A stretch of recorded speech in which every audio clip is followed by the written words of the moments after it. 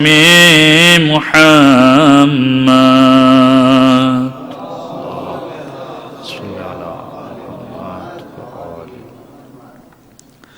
وعلى أهل بيته الطيبين الطاهرين المعصومين المظلومين.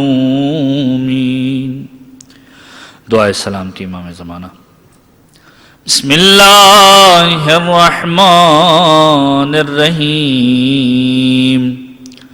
اللہم کن لولیک الحجۃ ابن الحسن صلواتک علیہ وعلی آبائہ فی ہذہ الساعہ وفی کل ساعہ ولیاً وحافظاً وقائداً وناصراً ودلیلاً وعینا حتی تسکنہ أرضك توعا وتمتعه فيها طويلا.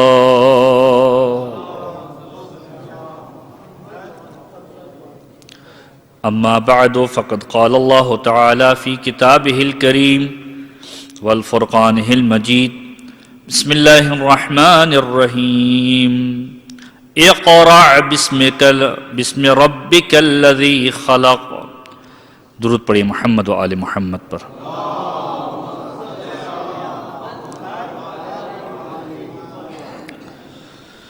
سامعین گرامی قدر، مختصر سی گفتگو کے لیے قرآن کریم کی جس آیت کو سرنامہ کلام کے طور پر پیش کیا گیا، کل کی گفتگو سے متصل کرتے ہوئے اپنے موضوع کو آگے بڑھاؤں اور آج جس معصوم کی ولادت کے اعتبار سے اس جشن کو منایا جا رہا ہے، اپنی گفتگو کو کل کے معروضات سے مربوط کرتے ہوئے آج کی گفتگو تک لے کر آؤں.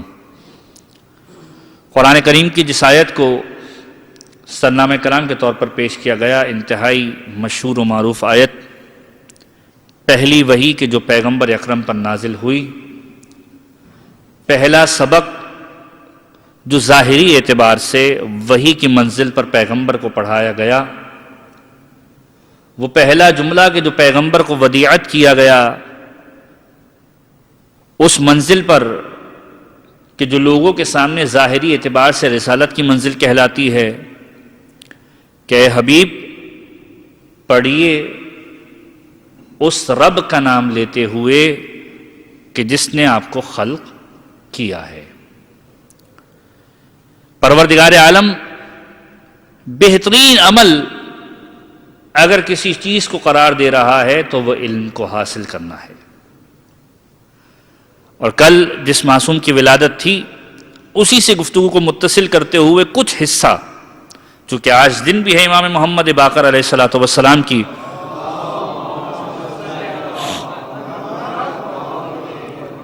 ولادت کا لہذا دو تین معروضات امام محمد باقر کے عنوان سے، اور چونکہ کل بھی ہماری گفتگو ہونی ہے امام علی النقی علیہ السلام کے جن کی آج ولادت کا جشن منایا جا رہا ہے، اور کل شہادت کی شب ہے، تو دو گفتگو امام علی النقی کے عنوان سے ہماری ہو جائے گی. لہذا مناسب یہ سمجھا گیا کہ کچھ معروضات جو امام محمد باقر کے حوالے سے کل مجھے بیان کرنے تھے اور وقت کی وجہ سے رہ گئے، اس کو آج مکمل کر لیا جائے. ماہ مبارک رجب کہ کل جس کے بارے میں گفتگو کی گئی کہ وہ مبارک مہینہ کہ جس کو پروردگار عالم نے خاص شرف عطا کیا ہے، اور وہ شرف کیا ہے کہ پروردگار عالم نے اسے اپنا مہینہ قرار دیا ہے کہ ماہ مبارک رجب میرا مہینہ ہے، شعبان پیغمبر کا مہینہ ہے، رمضان میری امت کا مہینہ ہے. مختلف روایتیں میں نے کل بھی عرض کی کہ ان مہینوں کے اعتبار سے ملتی ہے، لیکن انتہائی محترم مہینہ، اس کی حرمت بہت زیادہ ہے کہ جیسے میں نے کل بھی عرض کیا کہ پروردگار عالم نے جب اس پورے نظام کو خلق کیا ہے تو اول سے ہی 12 مہینوں کو خلق کیا ہے، اور اس میں 4 مہینوں کو حرمت کے ساتھ خلق کیا. ان میں سے ایک مہینہ ماہ مبارک رجب، جس کی فضیلت کے اعتبار سے کل آپ کے سامنے روایتوں کو پیش کیا گیا کہ یہ مبارک مہینہ وہ ہے کہ جس کے اندر سب سے زیادہ فوکس کیا گیا ہے کہ ماہ مبارک رمضان کی تیاری ہو جائے، اور اس عنوان سے بھی تیار اور آمادہ کیا گیا کہ انسان کی 2 چیزوں کی عادت ہو جائے. آپ پورے ماہ مبارک رجب کی دعاؤں کو اٹھا کر دیکھیے، کثرت کے ساتھ 2 چیزوں کا آپ کو تذکرہ ملے گا. پہلی چیز، اس مہینے کے اندر روزہ رکھو، اور دوسری چیز، اس مہینے کے اندر استغفار کرو. لہذا جب صادق آل محمد امام جعفر صادق علیہ الصلوۃ والسلام سے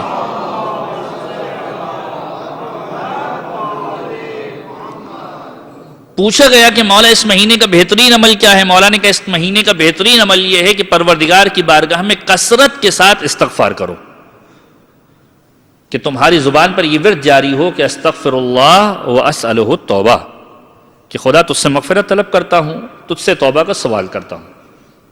یہ ماہ مبارک رجب ہے کہ جس کو ایک روزے کے ساتھ مخصوص کیا گیا اور ایک مغفرت کے ساتھ مخصوص کیا گیا. اب معصوم کی دوسری روایت پر آئیے، اور اس کے بعد دعا کا وہ آدھا حصہ کہ جو کل میں نے چھوڑ دیا تھا اس کو آج مکمل کروں. کہ چھٹے امام کا ہی جملہ ہے کہ ماہ مبارک رجب یہ وہ مہینہ ہے کہ رجب کا نام جنت کی نہروں میں سے ایک نہر کا نام ہے. اس نہر کی کیفیت کیا ہے، اس نہر کی صورت کیا ہے؟ کہ یہ وہ نہر ہے، بعض روایت میں جملے ملتے سمندر کا نام ہے، وہ سمندر ہے، یہ وہ نہر ہے کہ جو شہد سے زیادہ میٹھی ہے، دودھ سے زیادہ سفید ہے. اچھا، اس نہر کے ہونے کا ہمیں کیا فائدہ ہے؟ کہ یہ مہینہ وہ مہینہ ہے، رجب اس نہر کا نام ہے کہ جو شہد سے زیادہ میٹھی ہے، دودھ سے زیادہ سفید ہے. ہمارے کس کام کی ہے؟ کہ جو اس مہینے کے اندر ایک روزہ رکھ لیا کرتا ہے، پروردگار اس سے اسے سیراب کر دیا کرتا ہے. اسے سیراب کیا جائے گا جو ایک روزہ رکھے گا. یعنی آپ غور کیجئے کہ منیمم کم سے کم ایک روزہ ماہ مبارک میں ضرور رکھے. پروردگار چاہتا ہے کم سے کم اس طریقے سے میری بارگاہ کے اندر آؤ. آپ ذرا غور کیجئے، خداوند عالم کا اپنی بارگاہ میں بلانے کا یہ انوکھا انداز ہے. ہم جو یہ کہتے ہیں کہ پروردگار عالم 70 ماہوں سے زیادہ محبت کرنے والا ہے، انسان ذرا تقابل کرے خدا کی بندے سے محبت کا، مقابلہ کرے. ماں کی روش بچے کے ساتھ کیا ہوتی ہے؟ طرح طرح کی چیزوں کا جھانسا دے کر ماں بچے کو اپنی جانب بلاتی ہے. بیٹا اگر کھانا نہیں کھا رہا، جو بیٹے کی پسندیدہ چیز ہے اسے آفر کیا جاتا ہے، کھانے کی جانب رغبت دی جاتی ہے، تحفے کی لالچ دی جاتی ہے، اپنے پاس بلایا جاتا ہے. خداوند عالم 70 ماہوں سے زیادہ محبت کرنے والا ہے. وہ کہہ رہے میری بارگاہ میں آ جاؤ، ایک روزہ رکھ لو پھر بھی آ جاؤ، کسی طریقے سے میری بارگاہ میں آؤ، مجھ سے رابطے کو قائم کرو، مجھ سے تعلقات کو استوار کرو. خداوند عالم کو بھول نہ جانا. ماہ مبارک رجب کے اندر شوق دلایا جا رہا ہے، ماہ شعبان کے اندر اس کو اور ڈبل کر دیا جائے گا، اور ماہ رمضان کے اندر یہ خداوند عالم کا مہینہ ہے، اس میں خدا کی بارگاہ میں آؤ. تو رجب وہ نہر ہے کہ جس سے اس مومن کو سیراب کیا جائے گا کہ جو اس مہینے کے اندر ایک روزہ رکھے گا. یہ ماہ مبارک رجب کی خاصیت ہے. اب اس دعا کی طرف آئیے جس کو کل میں نے ادھورا چھوڑا، کہ ہم خداوند عالم سے یہ دعا کر رہے ہیں اس مہینے کے اندر مسلسل. محمد ابن ذکوان کی وہ دعا کہ جو معصوم نے تعلیم دی کہ یا من ارجوہ لکل خیر وآمنوا سخطہ عند کل شر، اے وہ پروردگار کے جس سے مجھے ہر بھلائی کی امید ہے، جو مصیبت کے وقت میری پناہ گاہ ہے. یا من یعطی الکثیر بالقلیل، اے وہ کہ جو قلیل کے بدلے میں کثیر دیا کرتا ہے. ہم تھوڑا سا دیتے ہیں، پروردگار تو اس کے بدلے میں زیادہ عنایت کر دیتا ہے. اب اس کے بعد کا جو جملہ ہے آپ ذرا غور کیجئے. یہ ماہ مبارک رجب، معصوم فرماتے ہیں اس رجب کو کہا جاتا ہے ازب. ازب کا ترجمہ کیا ہے، معنی کیا ہے؟ رحمت کی موسلا دھار بارش. کہ یہ مبارک مہینہ پروردگار کی رحمتوں کی بارش کا مہینہ ہے. پروردگار مومنین پر انعامات کی رحمتوں کی بارش کر دیا کرتا ہے اس مہینے کے اندر. کہ ہے کوئی جو اس موسلادھار بارش سے سیراب ہو سکے؟ ہے کوئی جو ان نعمتوں کو حاصل کر سکے؟ ہے کوئی جو ان رحمتوں کو حاصل کر سکے؟ پروردگار کی رحمت کیا ہے؟ ذرا غور کیجئے اس جملے کے اندر کہ جو دعا کا جملہ ہے. یا من یعطی الکثیر بالقلیل، اے وہ کہ جو قلیل کے بدلے میں کثیر دیتا ہے. یا من یعطی من سألہ، اے وہ کہ جو اس کو عطا کرتا ہے کہ جو سوال کرنے والا ہے، جو مانگنے والا ہے. یا من یعطی من لم یسألہ ومن لم یعرفہ، اے وہ پروردگار جو اسے بھی دیتا ہے کہ جو نہ سوال کرتا ہے نہ جو خدا کو پہچانتا ہے. یہ خداوند عالم کی رحمت ہے. انسان آج رزق کے بارے میں پریشان ہے، پروردگار نے رزق کی ذمہ داری لی ہوئی ہے. پروردگار اسے بھی دے رہا ہے جو خدا سے نہیں مانگ رہا، جو خدا کو پہچانتا تک نہیں ہے. آج کے دور کے اندر کتنے ایسے افراد ہوں گے جن کا مذہب اسلام سے کوئی تعلق نہیں ہے؟ کتنے ایسے افراد ہوں گے کہ جن کو دنیا سے لگاؤ نہیں ہے؟ کتنے ایسے افراد ہیں کہ جن کو دین سے لگاؤ نہیں ہے؟ نہ خدا کو پہچانتے ہیں نہ خدا سے مانتے ہیں، لیکن پھر بھی ملینرز ہیں، ملٹی ملینرز ہیں. مجھ سے زیادہ آپ کو شاید فہرست پتہ ہوگی کہ دنیا کے اندر کتنے امیر ترین افراد موجود ہیں. اگر علماء ان چیزوں کو جمع کرے تو کہا جاتا ہے کہ دوسروں کو دیکھ رہے ہیں. بہرحال آپ لوگ زیادہ بہتر جاننے والے ہیں. تو یہ فہرستیں آپ کے پاس موجود ہے. کتنے ایسے افراد ہیں؟ میرے خیال کے اندر تقریباً 70-80% وہ افراد ہوں گے کہ جو مذہب اسلام سے بھی شاید تعلق نہیں رکھتے، نہ خدا سے سوال کرتے ہیں نہ خدا کو پہچانتے ہیں. یہ خداوند عالم کی رحمت کم ہے کہ ہر انسان کو دے رہا ہے جو نہ پہچانتا ہے نہ سوال کر رہا ہے. پیغام دیا جا رہا ہے کہ جب خدا سوال نہ کرنے والے کو دے سکتا ہے، تم سوال کرو پھر دیکھو خدا کیا نہیں دیتا. سوال تو کرے خدا کی بارگاہ میں، ہاتھوں کو بلند تو کرے، اور پھر یہ سوچے کہ پروردگار عالم نے نہ دیا، پھر مصلحتوں کی جانب پلٹے. اور اس کے بعد پھر دعا کے اندر جو دعا مانگنے کا اسلوب آل محمد نے سکھلایا ہے کہ خدا سے کیا مانگو. دنیا بھی انسان کو ملنے والی ہے، آخرت بھی انسان کو ملنے والی ہے. خدا سے کیا مانگے؟ پروردگار تجھ سے سوال کیا کرتے ہیں؟ جمیع خیر الدنیا و جمیع خیر الآخرہ. پروردگار دنیا کے اندر جتنا خیر ہے ہمیں عنایت کر دے، اور دنیا اور آخرت کے اندر، آخرت کے اندر جتنی بھلائی ہے، جتنا خیر ہے ہمیں عنایت کر دے. وَاصْرِفْ عَنِّي، اور پروردگار ہم سے دور کر دے جمیع شر الدنیا و شر الآخرہ، دنیا کی جتنی برائیاں ہیں انہیں دور کر دے، اور آخرت کی جتنی برائیاں ہیں انہیں دور کر دے. اور پھر خدا کی تعریف کس طریقے سے کر رہے ہیں؟ فَإِنَّهُ غَيْرُ مَنْقُوسٍ مَّا أَعْطَيْتَ، اے وہ پروردگار کے جس کے خزانہ قدرت کے اندر کبھی کوئی کمی واقع نہیں ہوتی. بس اے پروردگار تجھے تیری رحمت کا واسطہ دے کر کیا سوال کرنے ہیں؟ اے کریم تجھے تیرے حق کا واسطہ دے کر سوال کرتے ہیں کہ ہمیں بھی کچھ عنایت کر دے. اور جو ہم سوال کر رہے ہیں وہ کیا سوال کر رہے ہیں؟ فَإِنَّهُ غَيْرُ مَنْقُوسٍ مَّا أَعْطَيْتَ وَزِدْنِي بِفَضْلِكَ يَا كَرِيمُ يَا ذَا الْجَلَالِ وَالْإِكْرَامِ يَا ذَا النَّعْمَاءِ وَالْجُودِ يَا ذَا الْمَنِّ وَالطَّوْلِ حَرِّمْ شَيْبَتِي عَلَى النَّارِ، اے صاحب کرامت، اے صاحب احسان، اے احسان کرنے والے، ہمیں کیا عنایت کر دے؟ ہمیں آتش جہنم سے نجات عطا کر دے. ماہ مبارک رجب کا پیغام کیا ہے؟ کہ آتش جہنم سے نجات مانگو، آتش جہنم سے پروردگار سے آزادی مانگو. کہ پروردگار اس مبارک مہینے کے اندر تجھ سے التجا یہ ہے کہ مغفرت کر دے اور آتش جہنم سے نجات دے دے. یہ ماہ مبارک رجب کا پیغام. اب پانچویں امام کی سیرت سے متعلق دو جملے اور اس کے بعد پھر آج کی گفتگو کی جانب آؤں. کہ کل پانچویں امام کے حوالے سے گفتگو کی گئی کہ باقر العلوم لقب قرار پایا، علوم کو شگافتہ کرنے والے. جابر بن عبداللہ انصاری نے ملاقات کی ہے، معصوم کو سلام پہنچایا ہے. معصوم نے جواب سلام دیا اور کہا ہے کہ پیغمبر پر میرا سلام ہو. علمی مناظرے آپ کے سامنے بیان کیے گئے. طاؤس یمانی بھی موجود ہیں. طاؤس یمانی ایک بہت بڑا نام ہے افکار کے اعتبار سے، علمی افکار کے اعتبار سے. معصوم کی خدمت میں آ کر سوال کر رہے ہیں، معصوم آپ سے سوال کرنا چاہتا ہوں. سوال کیا، یہ بتلائیے کہ وہ کون سا وقت تھا کہ جب دنیا کی 1/3 آبادی ختم ہو گئی تھی، 1/3 آبادی ختم ہو گئی تھی. 5ویں امام سے سوال ہو رہا ہے، 5ویں امام جواب دے رہے ہیں کہ یہ وہ وقت تھا کہ جب روئے زمین پر 4 افراد رہا کرتے تھے: آدم، حوا، حابیل اور قابیل. جب قابیل نے حابیل کو شہید کر دیا، حابیل اس دنیا سے رخصت ہوئے تو اس وقت دنیا کی 1/4 آبادی ختم ہو چکی تھی. اب گویا 3 حصے باقی رہ گئے تھے آبادی کے.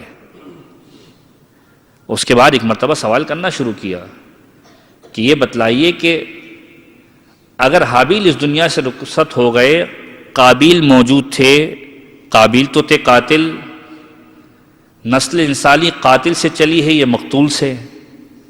اب معصوم سے سوال ہو رہا ہے. علوم آل محمد کا پرچار کیا ہے باقر العلوم نے کہ نسل انسانی قاتل سے چلی ہے یا مقتول سے چلی ہے؟ کہ تجھے نہیں معلوم، قابیل سے نہیں چلی ہے، پروردگار نے ایک اور اولاد عطا کی تھی جس کا نام شیث تھا. نسل انسانی شیث سے چلی ہے اور اس کے بعد بڑھتی گئی یہاں تک کہ نوح کا زمانہ آیا. نوح کو کہا جاتا ہے آدم ثانی. نوح کے زمانے کے اندر دنیا کی آبادی ختم ہو چکی تھی. فقط 80 افراد، 80 جوڑے جو نوح کے ساتھ سفر کر رہے تھے، جنہوں نے نوح کے ساتھ نجات پائی، یہ وہ تھے کہ جنہوں نے نوح کے ساتھ نجات پا کر نسل انسانی کو بڑھایا، کہ جس کے اندر جانور بھی تھے، انسان بھی تھے، مختلف افراد تھے جو نوح پر ایمان لے کر آئے. اچھا مولا، دوسرا سوال کہ یہ بتلائیے کہ روئے زمین پر وہ کون سا مقام ہے کہ جس پر سورج کی کرن پوری زندگی کے اندر ایک مرتبہ پڑی ہے اور اس کے بعد سورج نے کبھی اس زمین کا مقام نہیں دیکھا؟ کہ یہ وہ مقام ہے کہ جب حضرت موسیٰ دریائے مصر، جس کو ہم دریائے نیل بھی کہتے ہیں، فرعونیوں سے بچتے ہوئے جا رہے تھے، دریا شق ہو گیا تھا. اور جب موسیٰ نے اس دریا کو کراس کیا ہے، کچھ لمحے کے لیے دریا ٹھہر گیا تھا. زمین کا وہ حصہ کہ جس کے اوپر نہ اس طرف کا پانی آ رہا تھا نہ اس طرف کا پانی آ رہا تھا، اس وقت جو سورج کی کرنیں پڑی، موسیٰ نے جیسے ہی سمندر کو کراس کیا، فرعون غرق ہوا. اس کے بعد زمین نے دوبارہ سورج کی کرنوں کو نہیں دیکھا، دوبارہ سورج کی کرنوں کو نہیں دیکھا. اور پھر یہ فرعون مخاطب ہوا، آمنا برب موسیٰ و ہارون، میں ایمان لے کر آیا موسیٰ اور ہارون کے رب پر. اس وقت حضرت موسیٰ مخاطب ہوئے، ایسا ایمان لانا تجھے فائدہ پہنچانے والا نہیں ہے. اور پھر سوال کیا، مولا یہ بتلائیے کہ وہ کون سی چیز ہے کہ جو گھٹتی رہتی بھی ہے بڑھتی رہتی بھی ہے؟ مولا نے کہا کہ یہ چاند ہے کہ جو بڑھتا بھی رہتا ہے گھٹتا بھی رہتا ہے. جب 14ویں کا چاند ہوتا ہے پورا ہوتا ہے، اس کے بعد بھی مسلسل بڑا ہوا رہتا ہے، لیکن جب ابتدائی ایام ہوتے ہیں تو یہ چاند چھوٹا ہوتا ہے. کہ مولا کوئی ایسی چیز بتلائیے کہ جو گھٹتی رہتی ہو بڑھتی نہ ہو. کہ یہ انسان کی زندگی ہے، ایک ایک گزرنے والا لمحہ گھٹنے کی طرف جا رہا ہوتا ہے، بڑھنے کا کوئی اثر نہیں ہوتا ہے. مولا کائنات کا جملہ ذہن میں رائیے، مولا متقیان علی ابن ابی طالب علیہ الصلوۃ والسلام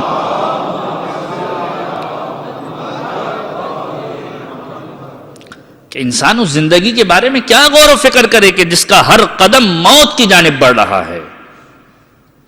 ہر گزرنے والا وقت، ہر گزرنے والی ساعت اسے موت کی جانب لے کر جا رہی ہے. اس زندگی کے بارے میں انسان کیا تصور کرے جس کے حلال میں حساب ہے، جس کے حرام میں عقاب ہے. حلال جمع کرے گا حساب دینا ہے، حرام جمع کرے گا عقاب ہے، سزا ملنے والی ہے. اس کے بعد پھر مولا سے سوال کیا، مولا یہ بتلائیے کہ کوئی ایسی چیز کہ جو بڑھتی رہتی ہو گھٹتی نہ ہو. مولا نے کہا اسے کہتے ہیں سمندر، جو بڑھتا رہتا ہے گھٹتا نہیں ہے. اور اس کے بعد یہ مکالمہ ختم ہوا. باقر العلوم وہ ہیں کہ جنہوں نے علم کو پھیلایا، اور نہ فقط اپنے محبان کے سامنے علم کو پھیلایا بلکہ دشمنوں کے سامنے بھی اس بات کی تکرار کی ہے. خلیفہ وقت عمر بن عبد العزیز، یہ تاریخ کے اندر جس کے نام کو احترام سے لکھا جاتا ہے اس عنوان سے کہ بنو امیہ کا وہ آخری خلیفہ کہ جس نے اپنے اسلاف سے اپنے اجداد سے بیزاری کا اظہار کیا کہ میرا ان کے معاملات سے کوئی تعلق نہیں ہے، مجھے ان سے کوئی محبت بھی نہیں ہے. پانچویں امام کی خدمت میں آیا اور ایک مرتبہ کہا مولا مجھے کوئی نصیحت فرما دیجئے. مولا کی بارگاہ میں کھڑا ہوا ہے، مولا کی بارگاہ میں نصیحت چاہتا ہے. مولا نے 2 جملے عنایت کیے کہ یاد رکھو کہ جب خوش ہو جاؤ تمہاری خوشی تمہیں کسی حرام کام میں مبتلا نہ کر دے. جب خوش ہو جاؤ تمہاری خوشی تمہیں کسی حرام کام میں مبتلا نہ کر دے، اور جب غم زدہ ہو تو خدا کی بارگاہ میں شکوہ و شکایت نہ کرنا. کتنا بہترین جملہ عنایت کیا ہے. آج کا مومن اپنے اعتبار سے اس جملے کو جانچے. آج ہمارے معاشرے میں کہ ہماری خوشیوں کا تصور حرام کام کے بغیر ہے یا نہیں ہے؟ جب تک حرام نہ ہو ہماری خوشیاں کمپلیٹ نہیں ہوتی. مولا کہہ رہے ہیں تمہاری خوشی تمہیں حرام کام کی جانب نہ لے کر چلی جائے، اور تمہارا غم تمہیں خدا کی بارگاہ میں شکوہ اور شکایت کرنے پر مجبور نہ کر دے. کتنے ایسے افراد ہیں ذرا سے غم زدہ ہوتے ہیں خدا کی بارگاہ میں شکوہ شروع ہو جاتا ہے کہ پروردگار عالم نے مجھے پریشانی کے اندر ڈالا ہوا ہے. قرآن کریم نے بھی انسان کی اس فطرت کو کوٹ کیا ہوا ہے کہ اما الانسان اذا مبتلاه فیقول ربی اہاننی، کہ جب انسان کو پروردگار عالم ابتلا بے آزمائش کرتا ہے، آزمائش کے اندر ڈال دیتا ہے، یہ انسان مخاطب ہو کر کہتا ہے پروردگار نے میری توہین کر دی. لیکن جب نعمتیں ملتی ہے پروردگار عزت دے دیا کرتا ہے تو یہ کہتا ہے میرے سبب سے ہوا ہے، میرے سبب سے ہوا ہے. اردو محاورے کی وہ مثال کہ جو میں پہلے بھی آپ کے سامنے عرض کر چکا ہوں کہ فتح کے 1000 باپ ہوتے ہیں، شکست ہمیشہ یتیم ہوتی ہے. جب انسان جیتتا ہے تو ہر ایک کریڈٹ لینے کی کوشش کرتا ہے. جب انسان کو نعمت ملتی ہے تو وہ سمجھتا ہے کہ میری وجہ سے ملی ہے، اور جب شکست ہوتی ہے تو ہر ایک دوسرے پہ ملبہ ڈال رہا ہوتا ہے. تو مولا کہنے تمہاری خوشی تمہیں حرام کام کی طرف متوجہ نہ کر دے، تمہارا غم تمہیں خدا کی بارگاہ میں شکوہ و شکایت پر مجبور نہ کر دے. اور اس کے بعد کا جو جملہ کہا اس کے بعد ایک بہت بڑی تبدیلی آئی ہے. تاریخ نے لکھا کہ عمر بن عبد العزیز سے مخاطب کر کے کہا کہ جب خداوند عالم تمہیں صاحب اقتدار بنا دے تو دوسروں کے حق کو غصب نہ کرنا. کس شخص سے کہا جا رہا ہے؟ کہ جس کے آباء و اجداد نے اس حق کو سلب کیا ہے کہ جو زہرا کا حق تھا. اس سے میں مربوط کروں گا اپنی گفتگو کو امام علی النقی کے ساتھ کہ جب تم صاحب اقتدار ہو جاؤ تو ایسا نہ ہو کہ تمہارا اقتدار تمہیں کسی دوسرے کا حق غصب کرنے پر مجبور کر دے. یہ جملہ سننا تھا. ایک مرتبہ کاغذ و قلم کو منگوایا کہ مولا شرمندہ ہوں، اپنے اسلاف سے اپنے اجداد سے بیزاری کا اظہار کر رہا ہوں. وہ چیزیں جو حق زہرا تھیں اور جو لی گئی تھیں فدق کو واپس کر رہا ہوں، فدق کو واپس کر رہا ہوں. اور اسی طرح کی گفتگو جب امام علی النقی علیہ الصلوۃ والسلام کی بارگاہ کے سامنے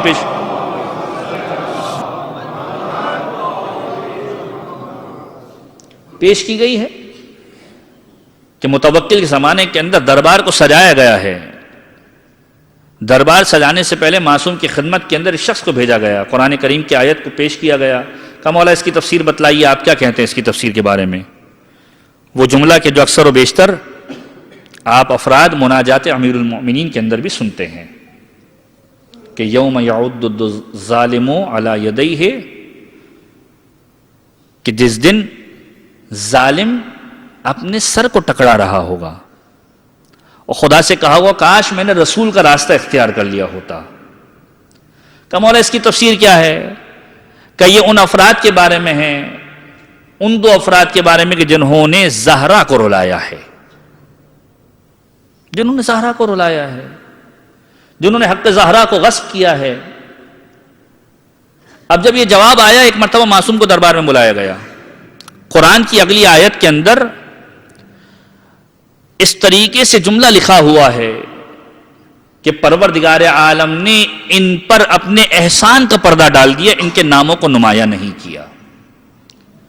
امام کی بارگاہ میں بلایا گیا اور ایک مرتبہ کہا، مولا آپ نے جو جملے کہے ہیں کہ آپ سب کے سامنے کہہ سکتے ہیں؟ مولا نے کہا، تو نے آیت کا دوسرا حصہ نہیں پڑھا کہ پروردگار نے احسان سے ان کے ناموں کو چھپایا ہے۔ جس پر پروردگار نے احسان کر کے ناموں کو چھپایا، میں چاہوں تو بیان کر سکتا ہوں، لیکن جب میرا خدا چھپانا چاہتا ہے میں کیسے بیان کر دوں؟ واضح تو میں کر چکا ہوں۔ جب میرا خدا چھپانا چاہتا ہے اپنے احسان کے ذریعے سے، خدا کی مصلحت ہے، اس مصلحت کے آگے نہیں جاؤں گا۔ یہ امام علی النقی ہیں کہ جن کی ولادت آج ہو رہی ہے۔ بر صغیر کے اندر دو روایتیں امام علی النقی علیہ الصلوۃ والسلام کی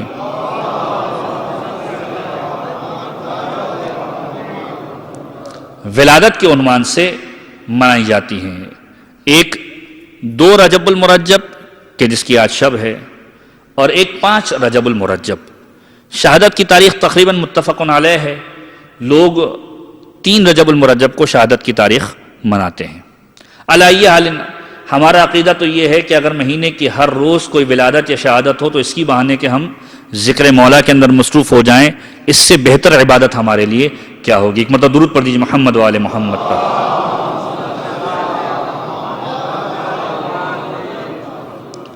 کیونکہ ہم اس مسلک کے ماننے والے ہیں کہ جس کو ذکر کا بہانہ ملنا چاہیے، ہمارے لیے تاریخوں کی کوئی حیثیت نہیں ہے۔ ہمیں ذکر کا بہانہ ملنا چاہیے کہ کسی طریقے سے علی و اولاد علی کا ذکر ہمیں کرنے مل جائے، کوئی ایسا بہانہ مل جائے کہ جس کے ذریعے سے ہم محفل سجائیں اور زہرا اور اولاد زہرا کا ذکر کر سکیں۔ معصوم کی ولادت ہو رہی ہے 214 سن ہجری کے اندر، 2 رجب المرجب۔ والدہ کا نام ہے سمانہ مغربیہ۔ روایتوں کے جملے ہیں کہ افریقہ کے ممالک سے تعلق ہے، عربی خاتون نہیں ہیں۔ بتلانا چاہتے ہیں کہ اہل بیت کے گھرانے نے عرب اور عجم کے فرق کو مٹایا ہے، عرب اور عجم کے فرق کو مٹایا ہے، یہ بتلایا ہے۔ عرب خاتون سے ازدواج ہونے کے باوجود بھی اگر خداوند عالم چاہے تو بے اولاد رکھتا ہے، عجم ہونے کے باوجود بھی پروردگار عالم وراثت علم کا مرکز قرار دیتا ہے، وراثت علم کا مرکز قرار دیتا ہے۔ عرب ہونے کے باوجود بھی پوری زندگی گزر جائے پیغمبر کی زندگی کے اندر، پروردگار عالم اولاد نہیں دیتا، پیغمبر اپنی ایک زوجہ کا تذکرہ کیا کرتے ہیں۔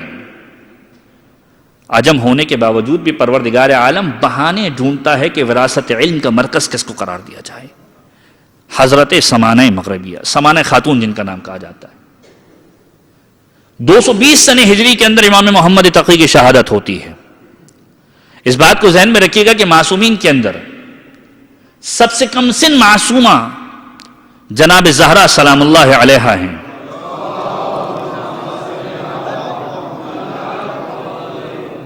ایک دلیل پیش کرنا چاہ رہا ہوں۔ 18 سال کا سن مبارک ہے، اور اس کے بعد معصومین کے اندر اگر کوئی دوسرا کم سن معصوم ہے تو پھر نوے امام کا تذکرہ ہوتا ہے، امام محمد تقی علیہ الصلوۃ والسلام کا۔ 25 سال کا سن مبارک ہے، 195 سن ہجری کے اندر ولادت ہوئی ہے اور 220 سن ہجری کے اندر شہادت ہوئی ہے۔ جدید تحقیق یہ کہتی ہے کہ جب بچہ 5 سے 6 سال کی عمر کے اندر آتا ہے تو اس کا شعور واضح ہوتا ہے۔ اب وہ اچھائی کو اچھائی کے طریقے سے پہچانتا ہے، برائی کو برائی کے طریقے سے پہچانتا ہے، اب کسب علم حاصل کرنے کی کیفیت میں آتا ہے۔ لہذا آپ معصومین کی روایت کے اندر بھی دیکھیں گے تو بچوں کی تربیت کے اعتبار سے ایک عجیب جملہ ملتا ہے کہ بچوں کو 7 سال تک بادشاہ بنا کے رکھو، 7 سال تک بادشاہ بنا کے رکھو، اس کے بعد کے مرحلے میں غلام بنا کر رکھو کہ اب تادیبی کارروائی ہونی چاہیے، نماز نہیں پڑھ رہا اسے سکھاؤ، روزہ نہیں رکھ رہا اسے سکھاؤ، نہ کرے تو تنبیہ کرو، اگر اس سے بھی نہ سمجھے تو اس حد تک تعدیبی کارروائی کرو کہ سدھر جائے. اور جو اس کے بعد کا مرحلہ ہے، جو جوانی کا مرحلہ ہے، اس کو اپنا وزیر بناؤ اور اپنا دوست بناؤ. یہ تربیت کے اصول ہے جو اہل بیت نے سکھلائے ہیں کہ پہلے بادشاہ بنا کے رکھو، جو کہے اس کی باتوں کو مانو، لیکن ایسا نہ ہو کہ تربیت کا فقدان ہو جائے. حلال و حرام کی تمیز ہونی چاہیے. تو جدید تحقیق یہ کہتی ہے کہ 6 سال کی عمر میں انسان اس مرحلے سے گزر رہا ہوتا ہے کہ جب اس کا شعور بیدار ہو رہا ہوتا ہے، اب کسب علم حاصل کرنا چاہتا ہے. میں آپ سے عرض کروں 214 سن ہجری کے اندر امام علی النقی کی ولادت ہوئی ہے، 220 سن ہجری کے اندر امام تقی کی شہادت ہو رہی ہے. 6 سال کے اندر ابھی وہ شعور بیدار ہوا ہے. اگر ظاہری اعتبار سے دیکھا جائے کسب علم حاصل کرنے کا موقع کب ملا؟ علم حاصل کرنے کا موقع کب ملا؟ لیکن اس کے بعد مناظرے ایسے دکھلائے ہیں یحییٰ ابن اقسم کے ساتھ متوکل کے زمانے کے اندر کہ یہ طریقہ بتلا رہا ہے کہ امام وہ نہیں ہے کہ جو 6 سال کی عمر میں علم حاصل کرنے جائے، یہ وہ علم ہے کہ جو پروردگار عالم نے ہر معصوم کو عطا کیا ہے. ہر معصوم کو عطا کیا ہے کہ امام سن کا محتاج نہیں ہے کہ علم کو حاصل کر سکے. آپ ظاہری اعتبار سے شعور کی بات کرتے ہیں، پروردگار عالم نے شعور اہل بیت کو عطا کیا ہوا ہے کہ مولا کے مناظرے آپ کے سامنے نظر آئیں گے کہ متوکل کا زمانہ ہے اور مولا کو باقاعدہ طور پر بلایا جا رہا ہے اس عنوان سے کہ یہ اہل بیت کے گھرانے کے فرد ہیں، لہذا ان سے کسب فیض حاصل کیا جائے. کسب فیض حاصل نہیں کرنا بلکہ مقصد یہ ہے کہ اہل بیت کو دربار میں بلایا جائے. معصوم کو بلایا جا رہا ہے اور سوال کیا جا رہا ہے. کس طریقے سے سوال کیا جا رہا ہے کہ مولا آپ سے ہم کچھ سوال کرنا چاہتے ہیں. ابن سکیت کے جس دور کا بڑا فلسفی ہے، بلایا جاتا ہے، مولا میں چاہتا ہوں کہ آپ مجھے کچھ سوالوں کے جواب دے دیں. آپ ذرا غور کیجئے اہل بیت اطہار نے علوم کو کتنا فوکس کیا ہے کہ انسان علم کو حاصل کرے، ہر ایک شے کو جاننے کی کوشش کرے. 5ویں امام کا جملہ جو میں نے کل بھی عرض کیا، تفقہوا فی الحلال والحرام، حلال اور حرام کے اندر تمیز کرو، سیکھو، ورنہ تم مہذب معاشرے کے فرد نہیں ہو. معصوم کی بارگاہ کے اندر سوال کیا جا رہا ہے. کون سوال کر رہا ہے؟ جو اس دور کا بڑا فلسفی ہے.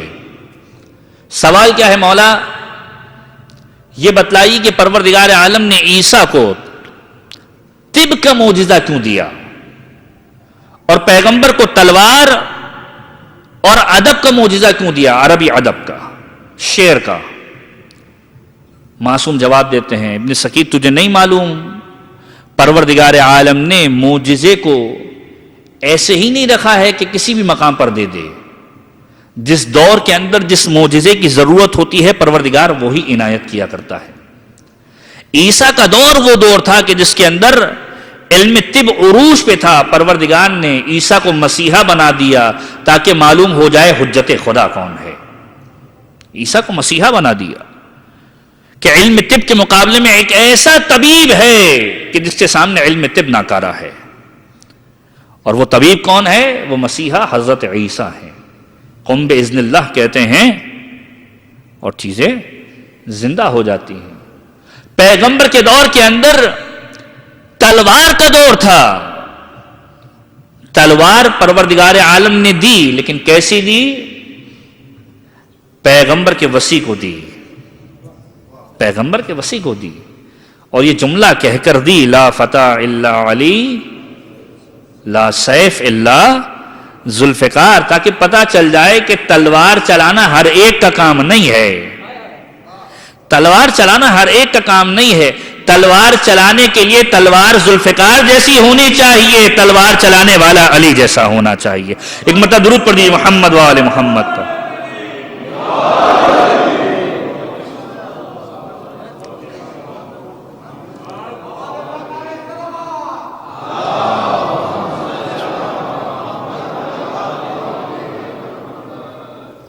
تلوار تو ہر کوئی چلا لیتا ہے، کمال تو یہ ہے کہ تلوار ذوالفقار جیسی ہو، چلانے والا علی جیسا ہو.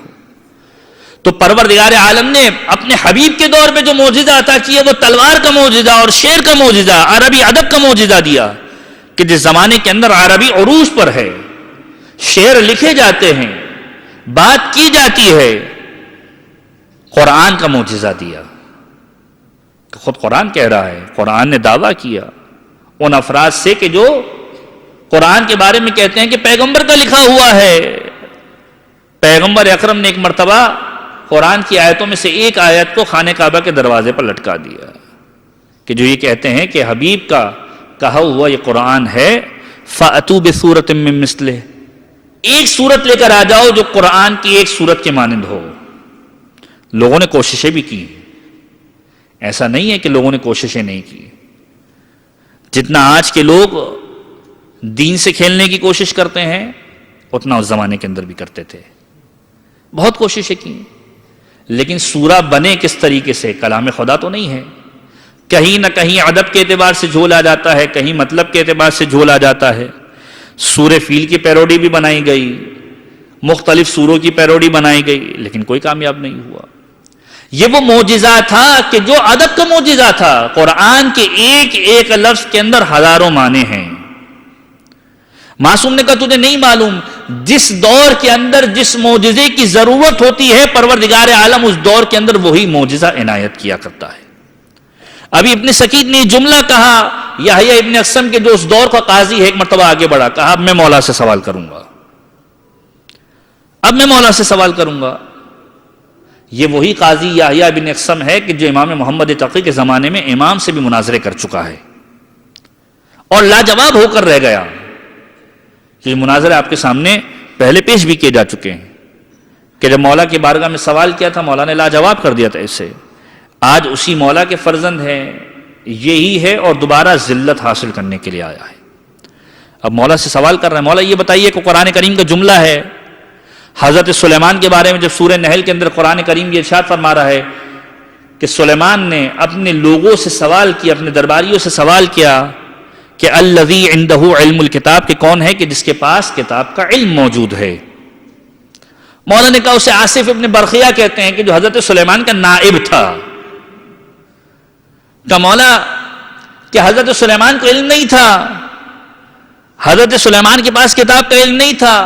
کیا وجہ ہے کہ آصف ابن برخیہ کو لوگوں کے سامنے لایا گیا؟ مولا نے کہا کہ پروردگار عالم نے سلیمان کے ذریعے سے یہ بتلا دیا کہ سلیمان کے بعد اس کا نائب کون ہونے والا ہے. اگر سلیمان سوال نہ کرتے تو پتہ نہ چلتا کہ نائب کون ہے. اور فقط سوال تک محدود نہیں رکھا، پھر یہ بتلا بھی دیا کہ آصف کا کمال کیا ہے. کہا تخت بلقیس کو چشم زدن میں کھینچ کر لے آئے. یہ چشم زدن کے اندر تخت بلقیس کو لانا بتلا رہا تھا کہ آصف معمولی شخصیت نہیں ہے، نبی خدا کا وصی ہے.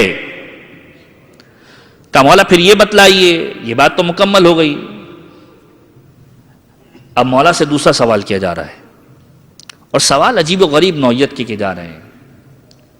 مولا آپ نے بڑا خوبصورت جواب دے دیا. اب یہ بتائیے پروردگار کے بارے میں جو بات کی جاتی ہے کہ پروردگار یکتا ہے، بے نظیر ہے، بے مثل ہے، انسان کے بارے میں بھی کہا جا سکتا ہے. اب مولا سے گفتگو کیا کی جا رہی ہے کہ مولا آپ خدا کے بارے میں کہتے ہیں کہ پروردگار یکتا ہے، واحد ہے، بے نظیر ہے، بے مثل ہے. مولا یہ بات تو بندوں کے بارے میں کی جا سکتی ہے کہ بندہ یکتا ہے، بے نظیر ہے، بے مثل ہے. مولا نے کہا یہی تو تمہارے اور ہمارے درمیان فرق واضح ہوتا ہے. اب مولا کے جملے پہ غور کیجئے گا. یہیں پر تو تمہارے اور ہمارے درمیان فرق واضح ہو جاتا ہے. خدا یکتا ہے من حیث الیکتا، خدا یکتا ہونے کے ساتھ یکتا ہے. انسان یکتا اجزاء کے مرکب ہونے کے ساتھ ہے. انسان یکتا اجزاء کے مرکب ہونے کے ساتھ ہے. خدا کسی چیز کا مرکب نہیں ہے. خدا بے مثل ہے، خدا کی مثال کوئی نہیں ہے. انسان مثالوں کے مرکب ہونے کے باوجود بے مثل ہے. انسان اس کی نظیروں کے ہونے کے باوجود بے نظیر ہے. خدا کی کوئی مثال ہے ہی نہیں. خدا کسی چیز سے مرکب نہیں ہوا ہے. خدا ایسا یکتا ہے کہ جو کسی اجزاء پر مشتمل نہیں ہے. کہ مولا یہ بتلائیے کہ خداوند عالم لطیف و خبیر ہے. انسان کے بارے میں بھی کہہ سکتے ہیں، خداوند عالم کے بارے میں جب کہہ سکتے ہیں کہ لطیف و خبیر ہے. لطیف و خبیر کا مطلب کیا ہے؟ خبیر یعنی خبر رکھنے والا، پوشیدہ چیزوں سے آگاہی رکھنے والا. لطیف کا مطلب یعنی بہت ہی نازک مزاج، انتہائی باریکیوں کو جاننے والا. انسان کے بارے میں بھی کہہ سکتے ہیں، ہم بہت سارے کہتے ہیں انتہائی لطیف شخصیت ہے، انتہائی خبیر آدمی ہے، بہت خبر رکھنے والا ہے. پروردگار کے بارے میں بھی کہتے ہیں آپ. مولا کہتے ہیں یہی فرق ہے تمہارے اور ہمارے درمیان. یاد رکھو انسان کے لطیف اور خبیر ہونے کے اندر اس کے مزاج کا تعلق ہے، پروردگار عالم کے لطیف ہونے کے اندر پروردگار عالم کے خالق ہونے کا تعلق ہے، خدا کے خالق ہونے کا تعلق ہے. پروردگار عالم نے کتنی مخلوقات کو بنایا ہے، انسان کے اندر کالے بھی بنائیں گورے بھی بنائیں، انسان کے اندر کالے بھی بنائیں گورے بھی بنائیں. جانوروں کے اندر ہزاروں قسم کی اقسام بنائی، کسی کو خوبصورت بنایا، کسی کو نازک بنایا، کسی کو مثل چٹان بنایا. ہر ایک کے بنانے کے اندر اس کی خوبصورتی کے پہلو کو رکھا. یہ پروردگار عالم کے لطیف ہونے کی دلیل ہے. اور اس کی باریکیوں کے اندر کیا کیا چیزیں ملوث ہیں، یہ پروردگار کے خبیر ہونے کی دلیل ہے، یہ خدا کے خبیر ہونے کی دلیل ہے. اور تم جو لطیف و خبیر ہونے کی بات کرتے ہو یہ کوئی دوسرا معاملہ ہے. جو خبر زیادہ رکھے تو پروردگار باریکیوں کو جاننے والا ہے، جو انسان کے ما فی الضمیر کے اندر پوشیدہ ہے پروردگار عالم انہیں جاننے والا ہے. یہ امام علی نقی کی سیرت کا وہ پہلو ہے کہ جو دربار کے اندر واضح کیا گیا. اسی لیے جب بھی مولا کی بارگاہ کے اندر سوال لے کر کوئی آیا خالی ہاتھ نہیں گیا. یہ وہ بارگاہ ہے کہ جس میں سوال کرنے والا کبھی خالی ہاتھ نہیں لوٹا ہے. معصوم کی بارگاہ کے اندر بس یہ آخری جملہ کہوں اور انشاءاللہ پھر کل اس جملے سے متصل کروں گا اپنی گفتگو کو کہ معصوم کی بارگاہ کے اندر ایک شخص آتا ہے. روایت کے جملے ہیں حاجب بن حسن یا ابو حاجب. معصوم کی بارگاہ کے اندر آ رہا ہے اور ایک مرتبہ عجیب منظر دیکھ رہا ہے کہ معصوم جانوروں سے گفتگو کر رہے ہیں. ایک مرتبہ معصوم کو دیکھ کر کہا مولا یہ آپ کس سے گفتگو کر رہے ہیں؟ یہاں سامنے تو جانور بیٹھے ہوئے ہیں. مولا نے کہا یہ اپنے مسائل کو پیش کر رہے ہیں، میں ان کے مسائل کو حل کر رہا ہوں. کہا مولا مجھے کچھ سمجھ میں نہیں آ رہا. مولا نے وہ معجزہ دکھلایا کہ جو پیغمبر کا معجزہ ہے، جو پیغمبر کا معجزہ ہے. پیغمبر نے دو معجزے دکھلائے ہیں سنگریزوں کے اعتبار سے. ایک پیغمبر کے ہاتھوں پر سنگریزوں کا تسبیح پڑھنا اور ایک اپنے لعاب کے ذریعے سے زبان کا سکھلانا. یہ بھی پیغمبر کے معجزات کے اندر ملتا ہے. مولا نے کہا تم چاہتے ہو کہ تم ان کی باتوں کو سنو؟ کہا مولا بالکل چاہتا ہوں. سنگریزوں کو اٹھایا، اپنا لعاب اس کے اوپر لگایا اور ایک مرتبہ کہا کہ اپنے منہ میں رکھ لو. منہ کے اندر ان سنگریزوں کے دانوں کا رکھنا تھا کہ حاجب کہتے ہیں میں 70 زبانوں کا عالم ہو چکا تھا، 70 زبانوں کا عالم ہو چکا تھا. اب مجھے ساری زبان سمجھ میں آ رہی تھی، جو جانور کہہ رہے تھے وہ بھی سمجھ میں آ رہا تھا. ایسے میں نے دیکھا کہ ایک ایسا شخص آیا کہ جو مولا سے آ کر ہندی زبان میں گفتگو کر رہا ہے. اب یہ سوال کرے کہ ہندی زبان اس زمانے کے اندر موجود تھی یا نہیں تھی؟ روایت کے اندر ہندی زبان کا لفظ موجود ہے. اس سے اردو سے تعبیر کر لیجئے. زبان پہلے بنتی ہے، قواعد و ضوابط بعد میں بنتے ہیں. لیکن معصوم کی بارگاہ کے اندر کوئی چیز وعید نہیں ہے. روایت کے اندر جملہ لکھا ہے بہار کی روایت کے اندر کہ ہندی زبان کے اندر کوئی شخص گفتگو کرنے لگا. مولا اس کو جواب دینے لگے. کہا مولا میں سمجھ رہا ہوں کہ یہ کیا بات کر رہے ہیں. مولا نے کہا یہ اس لعاب کا اثر ہے کہ جو میں نے تجھے دیا ہے، یہ اس لعاب کا اثر ہے کہ جو میں نے تجھے دیا ہے. اب ذرا غور کیجئے، ہم لعاب کو استعمال کرتے ہیں قرآن کے اوراق کو کھولنے کے لیے، مولا لعاب کا استعمال کرتے ہیں علوم کے اوراق کو کھولنے کے لیے. ہم لعاب کا استعمال کرتے ہیں قرآن کے اوراق کو کھولنے کے لیے، مولا لعاب کا استعمال کرتے ہیں علوم کے اوراق کو کھولنے کے لیے. اور جس کے لعاب میں یہ تاثیر ہو تو پیغمبر جس کے بارے میں یہ کہہ دے کہ سلموں کا سلمی لحموں کا لحمی، اس کی کیا کیفیت ہوگی. ایک مرتبہ درود پڑھ دیجیے محمد و آل محمد.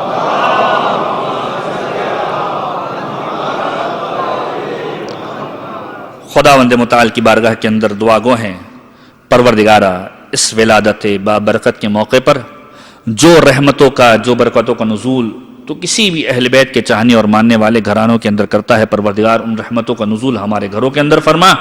پروردگار ماہ مبارک رجب کی رحمتوں کو، برکتوں کو حاصل کرنے کی ہم سب کو توفیق عنایت فرما۔ پروردگار ہمارے والدین کے گناہ کبیرہ و صغیرہ کی مغفرت فرما، ہمارے مرحومین کے گناہ کبیرہ و صغیرہ کی مغفرت فرما، ہمارے گناہ کبیرہ و صغیرہ کی مغفرت فرما۔ پروردگار ہم ناقص ہیں، ہماری عبادتیں ناقص ہیں، ہمارے اعمال ناقص ہیں، ہماری مجالس ناقص ہیں، ہماری عزاداری ناقص ہے۔ پروردگار تیری قدرت کاملہ کے ذریعے سے اس بات کی توقع رکھتے ہیں، یہ رحمت کا مہینہ ہے، تیری رحمت سے اس آس کو لگاتے ہیں کہ پروردگار تو اپنی قدرت کاملہ کے ذریعے سے ہماری اس عبادت ناقصہ کو، ہمارے ان اعمال ناقصہ کو، ہماری مجالس ناقصہ کو اپنی بارگاہ میں مقبول منظور فرمائے گا۔ پروردگارہ جو مومن جو حاجت لے کر اہل بیت کی اس محفل کے اندر آیا ہے، پروردگار اہل بیت کی محفل وہ محفل ہے کہ جس محفل کے اندر آنے والا کبھی خالی ہاتھ نہیں جاتا۔ پروردگار جو حاجت لے کر جو مومن آیا ہے، پروردگار اس مومن کی تمام جائز شرعی حاجات کو پورا فرما۔ پروردگار جو مصیبتوں اور پریشانی کے اندر مبتلا ہے، پروردگار رحمتوں کے اس مہینے کے اندر ولادت کے اس بابرکت موقع پر امام کی ولادت کے صدقے میں اس کی پریشانیوں کو دور فرما۔ پروردگار اہل بیت کے چاہنے اور ماننے والے جہاں کہیں بھی ہیں ان کی جان مال عزت و آبرو کی حفاظت فرما۔ ظلم و ظالم سے انتقام لینے کے لیے اپنی آخری حجت امام عصر والزمان کے ظہور میں تعجیل فرما اور ہمیں ان کے امان و انصار میں شمار فرما۔ مومنین یہیں پر تشریف رکھیے گا، دعا کی جائے گی، دعا کے بعد فاتحہ کی تلاوت کی جائے گی اور اس کے بعد یہیں پر منقبت وغیرہ پیش کی جائے گی۔ تو آپ سے گزارش ہے کہ یہیں پر تشریف رکھیے گا۔ شفا کے لیے مریضوں کی دعا کی التماس کی گئی ہے، سب مل کر 5 مرتبہ اما یجیب کا ورد کرتے ہیں۔ بسم اللہ الرحمن الرحیم اما یجیب المضطر اذا دعاہ ویکشف السوء اما یجیب المضطر اذا دعاہ ویکشف السوء اما یجیب المضطر اذا دعاہ ویکشف السوء اما یجیب المضطر اذا دعاہ ویکشف السوء اما یجیب المضطر اذا دعاہ ویکشف السوء۔ سورہ فاتحہ کی التماس ہے، پروردگار عالم کی بارگاہ میں دعا کرتے ہیں پروردگارہ اس ورد کا واسطہ دے کر کہ جو اہل بیت کے چاہنے اور ماننے والے دنیا کے کسی بھی کونے میں بیمار ہے، پروردگار بحق امام زین العابدین ان تمام افراد کو جلد از جلد شفائے کاملہ عاجلہ عنایت فرما۔ نماز وحشت کی التماس ہے مرحوم سید غضنفر عباس ابن سید رفعت حسین، اور سورہ فاتحہ کی التماس ہے مرحوم سید غضنفر عباس، مرحومہ آفتاب بیگم، مرحوم میر حرمت علی، مرحوم سید محمد عباس والغلام عباس، حاضرین محفل کے تمام مرحومین، بانیان محفل کے تمام مرحومین، علی الخصوص وہ تمام مومنین کہ جو کسی بھی اعتبار سے اہل بیت کے چاہنے اور ماننے والوں کی خدمت کو انجام دیتے ہوئے اس دنیا سے گزر گئے۔ اس محفل کے خدمت کرنے والے وہ تمام افراد کے جو دنیا سے گزر گئے، ان تمام افراد کو یاد کرتے ہوئے 1 مرتبہ سورہ الحمد اور 3 مرتبہ سورہ اخلاص کی تلاوت فرمائیں۔ بسم اللہ الرحمن الرحیم الحمدللہ رب العالمین الرحمن الرحیم مالک یوم الدین ایاک نعبد و ایاک نستعین اهدنا الصراط المستقیم صراط الذین انعمت علیہم غیر المغضوب علیہم ولا الضالین۔ بسم اللہ الرحمن الرحیم قل هو اللہ احد اللہ الصمد لم یلد ولم یولد ولم یکن له کفوا احد۔ بسم اللہ الرحمن الرحیم قل هو اللہ احد اللہ الصمد لم یلد ولم یولد ولم یکن له کفوا احد۔ بسم اللہ الرحمن الرحیم قل هو اللہ احد اللہ الصمد لم یلد ولم یولد ولم یکن له کفوا احد۔ اللہم اغفر للمؤمنین والمؤمنات والمسلمین والمسلمات الاحیاء منهم والاموات تابع بیننا وبینہم بالخیرات انک مجیب الدعوات انک علی کل شیء قدیر برحمتک یا ارحم الراحمین۔